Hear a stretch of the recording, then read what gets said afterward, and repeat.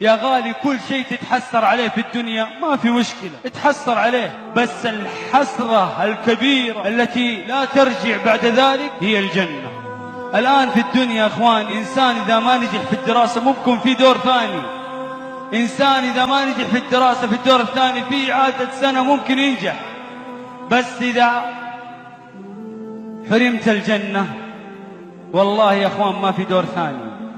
الله عز وجل يقول: كل نفس ذائقة الموت وإنما توفون أجوركم يوم القيامة فمن زحزح عن النار وأدخل الجنة فقد فاز وما الحياة الدنيا إلا متاع الغرور.